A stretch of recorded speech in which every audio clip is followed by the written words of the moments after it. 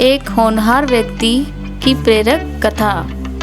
उत्तर प्रदेश के छोटे से गांव में रामपुर में एक युवक रहता था।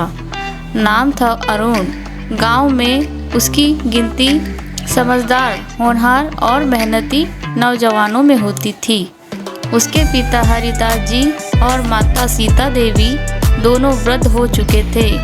उन्होंने जीवन भर खेतों में मेहनत करके अरुण को पढ़ाया लिखाया था। अब जब बुढ़ापा आ गया था, शरीर ने उनका साथ छोड़ना शुरू कर दिया था। हरिदास जी की आंखें कमज़ोर हो चुकी थी और सीता देवी के घुटनों में दर्द रहता था, लेकिन अरुण ने कभी उन्हें यह महसूस नहीं होने दिया कि वे बूढ़े हो गए। वो हर सुबह सूरज निकलने से पहले उठता, पहले अपने माता पिता की दवाएं और पानी तैयार करता, फिर घर की सफाई करता और उनके पास बैठकर उन्हें चाय पिलाता। उसकी पत्नी अनामिका भी उतनी ही संस्कारी और स्नेहमयी थी। शादी के बाद से ही उसने अरुण का पूरा साथ निभाया था। जब वो देखती कि अरुण अपने माता पिता की सेवा में थक गया है, तो खुद आगे बढ़कर काम संभाल लेती।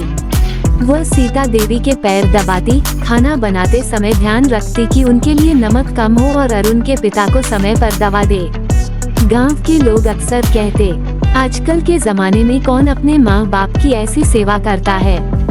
अरुण और अनामिका सच में उदाहरण हैं। धीरे धीरे उनकी सेवा और सादगी की चर्चा पूरे आसपास के गांवों में फैल गई। लोग दूर दूर से आकर उनसे मिलने लगे।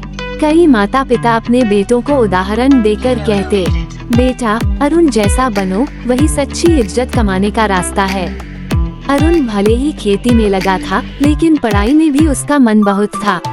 उसने गांव के बच्चों के लिए शाम को अपने आंगन में छोटी सी शिक्षा कक्षा शुरू की। गांव के बच्चे खेलते खेलते उसके पास आ जाते और वह उन्हें प्यार से पढ़ाता।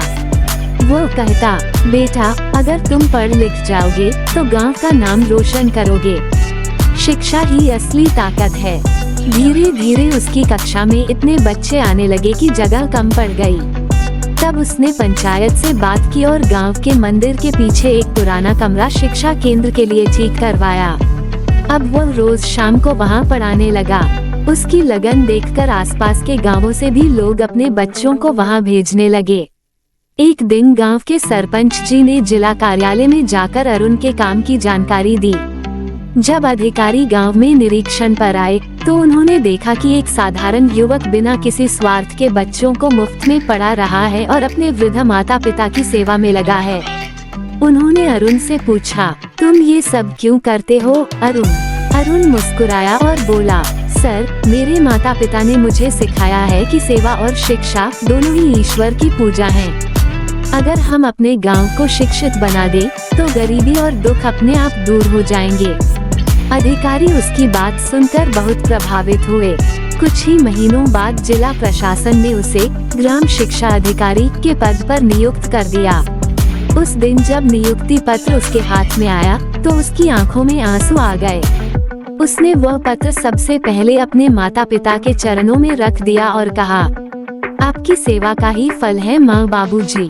ये पद मेरा नहीं, आपका है। गांव के लोगों ने ढोल नगाड़े बजाकर उसका स्वागत किया। बच्चे उसके गले से लिपट गए। पत्नी अनामिका की आंखों में गर्व के आंसू थे। अब अरुण ने अपनी नई जिम्मेदारी संभाली।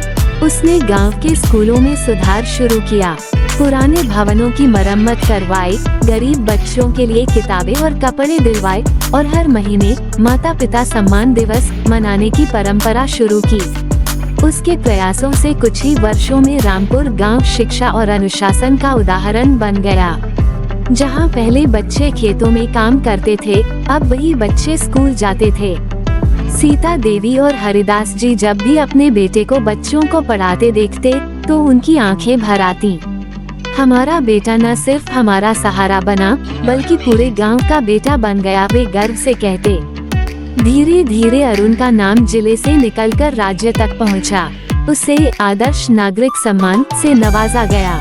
जब मंच पर उसे पुरस्कार मिला, तो उसने फिर वही बात दोहराई, मुझे ये सम्मान मेरी माता पिता की सेवा और मेरी पत्नी के सहयोग का फल है। अगर वे साथ न होते तो मैं कुछ नहीं कर पाता। उसके बाद उसने अपने गांव में एक बड़ा शिक्षा भवन बनवाया जिसका नाम रखा मातृ पितृ विद्या मंदिर। वहां उसने गरीब बच्चों के लिए निःशुल्क शिक्षा की व्यवस्था की। आज रामपुर गांव प्रदेश के सबसे शिक्षित गांवों में गिना जाता है। लोग जब वहां जाते हैं तो सबसे पहले अरुण के घर जाकर उसके माता पिता के चरण छूते हैं। अरुण अब भी उसी सादगी से जीवन जीता है। उसकी पत्नी पहले की तरह हर सुबह पूजा करती है, माता पिता की सेवा करती है और शाम को बच्चों को कहानी सुनाती है।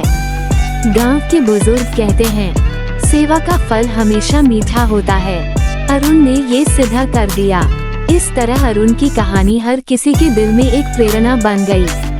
उसने ये सिखाया कि जो व्यक्ति अपने माता पिता की सच्चे दिल से सेवा करता है उसे न केवल परिवार का आशीर्वाद मिलता है बल्कि समाज में भी सम्मान और सफलता मिलती है। गांव के बच्चे आज भी अपने स्कूल की दीवार पर लिखी यह पंक्ति रोज पढ़ते हैं, जहां सेवा है वहीं सफलता है। और यह पंक्ति हर बार उन्हें अरुण की याद दिलाती है, उस होनहार व्यक्ति की जिसने सेवा, शिक्षा और सच्चाई से अपने गांव का नाम ऊंचा कर दिया। कहानी का संदेश, उंगली से दाहिनी ओर इशारा, माँ बाप की सेवा ही सबसे बड़ा धर्म है। उंगली से दाहिनी ओर इशारा, पत्नी का सहयोग परिवार को सुखी बनाता है। दोस्तों, अगर कहानी अच्छी लगी हो तो कृपया लाइक, शेयर और सब्सक्राइब करें। धन्यवाद।